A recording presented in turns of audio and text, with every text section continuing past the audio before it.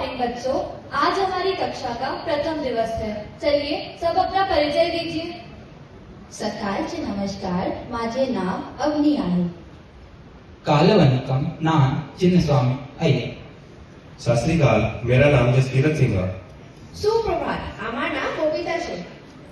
ये जो विभिन्नता हम कक्षा में देख पा रहे हैं, पता है बच्चों इसका कारण क्या है? इसका मूल सिद्धांत है हमारा संविधान। और पता है इसे बनाने में सबसे महत्वपूर्ण भूमिका किसकी थी? नहीं पता ना आपको इसमें महत्वपूर्ण भूमिका किसकी थी? वे थे डॉक्टर भीमराव अंबेडकर. टीचर, ये संविधान क्या होता है और डॉक्टर साहब कौन थे? संविधान। तो आज का हमारा शीर्षक है डॉक्टर भीमराव अंबेडकर। सभी अपने इतिहास की पुस्तक का पहला अध्याय खोलिए।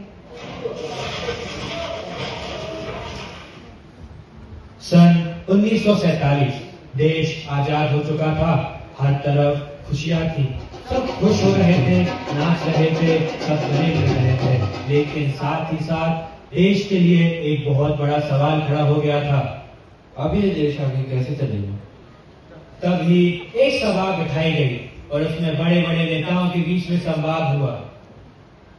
इतने बड़े देश का संविधान लिखने के लिए हमें विदेश के विद्वान लोगों को बुलाना चाहिए. नहीं, हमारे देश का संविधान हम किसी भारतीय से ही लिखवाएंगे. तभी देश के नेताओं ने एक ऐसे व्यक्ति को चुना जिसने अपने जीवन में अन्याय बहुत ही करीब से देखा था. वे थे डॉक्टर भीमराव अंबेडकर.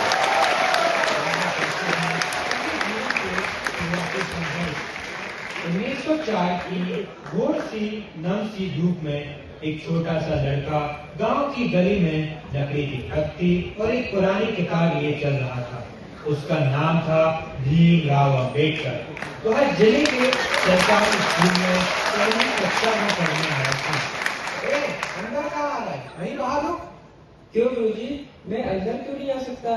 अगर मैं अंदर नहीं आऊंगा तो पढ़ूंगा कैसे? उससे मुझे मतलब नहीं है. तुम जैसे लोग भी अब हमारी बराबरी में बैठेंगे. क्यों गुरुजी, अगर मैं पढ़ूंगा नहीं तो आगे कैसे बढ़ूंगा? अगर पढ़ना है तो वहीं बाहर बैठ के पढ़ ले.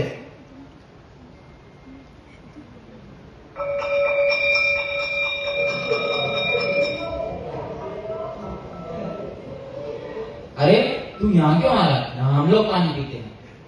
क्यों, मैं यहाँ पानी क्यों नहीं पी सकता? ए बच्चे, ज्यादा बहस मत कर. तेरे पानी पीने के लिए मैं यहाँ आया. मगर भीमराव ने हार नहीं मानी.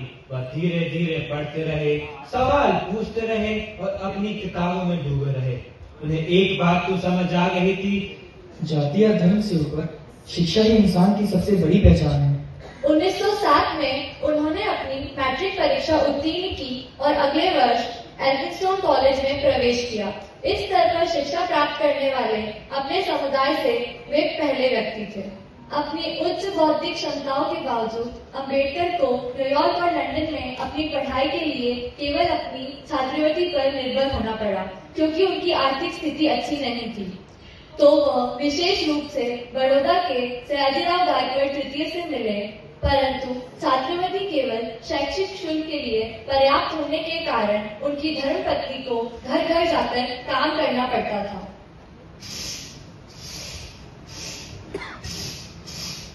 इसी दौरान बाबा साहेब के एक बच्चे की मृत्यु हो जाती है. अपने मृत बच्चे को हाथ में लेकर रमाबाई फूट फूट कर रो रही होती है. तभी एक बूढ़ी अम्मा आकर बोलती है, अरे बेटा, तू अकेले क्यों सह रही है? ये सब कहाँ है तेरे साहिब? नहीं अम्मा, मैं अपने साहिब को बीच में नहीं बुला सकती. मैं अपने एक बच्चे के खातिर देश के इतने बच्चों का भविष्य बर्बाद नहीं कर सकती. वहाँ बाबा साहेब बिना अपने बड़े बलिदान का पता चले 1923 में उन्होंने अर्थशास्त्र में DSc डॉक्टर ऑफ साइंस की उपाधि प्राप्त की. पढ़ाई समाप्त करके जब बाबा साहेब वापस आए तो सबसे पहले वह बड़ौदा राज्य की सेवा. उन्होंने वचन भी दिया था कि वे विदेश से लौटकर वहाँ सरकारी नौकरी करेंगे. उन्हें बड़ौदा के महाराज ने सचिव के पद पर नियुक्त किया था. लेकिन जब वह बड़ौदा पहुंचे तो दूर रहो, हम तुम जैसे लोगों को अपने घर में जगह नहीं देते। खबरदार, हमारे घर में घुसने की कोशिश मत करना, चले जाओ यहाँ से। तुम्हारी हिम्मत कैसे हुई मेरी घर में दहलीज पर आने की? बसेरा न मिलने के कारण उन्हें अपना भेष बदलकर पारसी धर्मशाला में रहना पड़ा। ऑफिस का दृश्य। ये लो तुम्हारी फाइल। आप ये फाइल आराम से भी रख सकते थे। यहाँ तो हम तुम जैसों को भी न रखें, ये तो फिर भी तुम्हारी फाइल है। जब बाबा साहेब पानी पीने जा रहे थे तो प्यून बोलता है, रुकिए, आप यहाँ पानी नहीं पी सकते। आपके पानी पीने की जगह यहाँ नहीं, वहां है।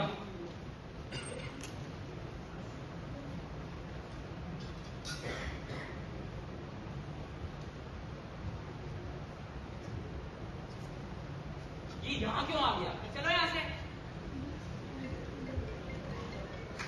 ऑफिस में सब उन्हें हीन की भावना से देखते थे और बात नहीं करते थे।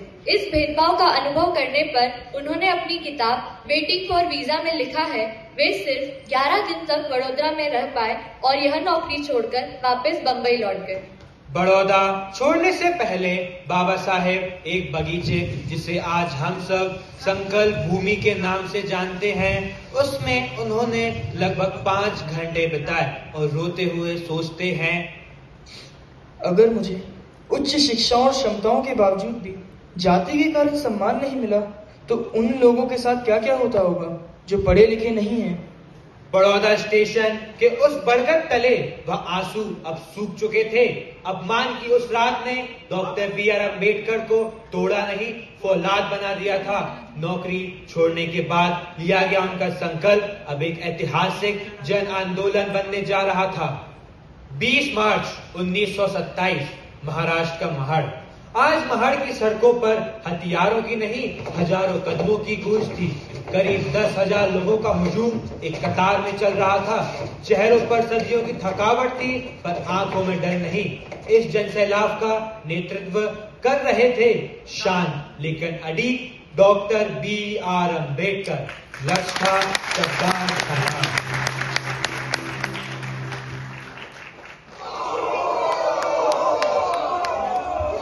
अम्बेडकर जी के इन सभी प्रयासों के कारण अंग्रेजी हुकूमत ने सभी व्यक्तियों को सार्वजनिक तालाब से पानी पीने की अनुमति दी। इन आंदोलन के बीच उन्होंने अपनी पढ़ाई कभी रुकने नहीं दी। उनके पास कई डिग्रियां थी, जैसे 1912 में उन्होंने अर्थशास्त्र और राजनीति विज्ञान में बीए किया, 1915 में एल्फिंस्टोन कॉलेज से अर्थशास्त्र में एमए, 1917 में कोलंबिया यूनिवर्सिटी से अर्थशास्त्र में पीएचडी, 1923 में कोलंबिया यूनिवर्सिटी से अर्थशास्त्र में डीएससी और उसी वर्ष 1923 में लंदन स्कूल ऑफ इकोनॉमिक्स से बैरिस्टर एट लॉ की डिग्री प्राप्त की। उन्हें कई विषयों में महारत भी प्राप्त है, जैसे अर्थशास्त्र, कानून, राजनीति विज्ञान, समाजशास्त्र, इतिहास, वित्त और लोक प्रशासन। उन्हें कोलंबिया यूनिवर्सिटी से सिंबल ऑफ नॉलेज की उपाधि दी गई और 1990 में उनके महान कार्यों के कारण उन्हें भारत रत्न से नवाजा गया। उन्हें संविधान की ड्राफ्टिंग कमेटी का अध्यक्ष भी बनाया गया। डॉक्टर अंबेडकर ने काम शुरू किया, लेकिन ये काम आसान नहीं था। देश बहुत विविधताओं से भरा था, भाषाएं अलग, धर्म अलग, जातियां अलग, हर किसी की अपनी मांग थी। कोई चाहता था कि देश में सिर्फ एक भाषा हो, तो कोई चाहता था कि हर राज्य को ज्यादा से ज्यादा अधिकार मिले। डॉक्टर अंबेडकर के सामने सबसे बड़ा सवाल था, कैसे ऐसा संविधान बने जो सबको साथ लेकर चले। वह दिन रात काम करते थे, कई देशों के संविधान पढ़े, अमेरिका, ब्रिटेन, आयरलैंड। उन्होंने सोचा, हमें सबसे अच्छा चुनना है, लेकिन अपने देश के हिसाब से। कभी तो वे पूरी रात जागते रहते थे, कागजों में डूबे रहते थे, सिर्फ एक ही लक्ष्य, एक न्यायपूर्ण भारत। डॉक्टर अंबेडकर सिर्फ कानून नहीं लिख रहे थे, वो एक न्यायपूर्ण समाज का सपना लिख रहे थे। उन्होंने संविधान में ये बातें सुनिश्चित की, समानता का अधिकार, अस्पृश्यता का अंत, स्वतंत्रता के अधिकार और न्याय। एक ऐतिहासिक दिन। आखिरकार 2 साल 11 महीने और 18 दिन की मेहनत के बाद 26 नवंबर 1949 को संविधान तैयार हो गया। और 26 जनवरी 1950 को भारत एक गणराज्य बन गया।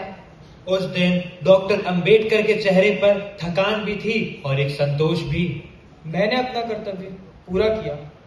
आधुनिक भारत और दुनिया के निर्माण में डॉक्टर बी.आर. अम्बेडकर का योगदान केवल सामाजिक न्याय तक सीमित नहीं है। वे एक विश्व स्तरीय अर्थशास्त्री, दूरदर्शी राजनेता, कानूनविद और मानवाधिकारों के महान चैंपियन थे।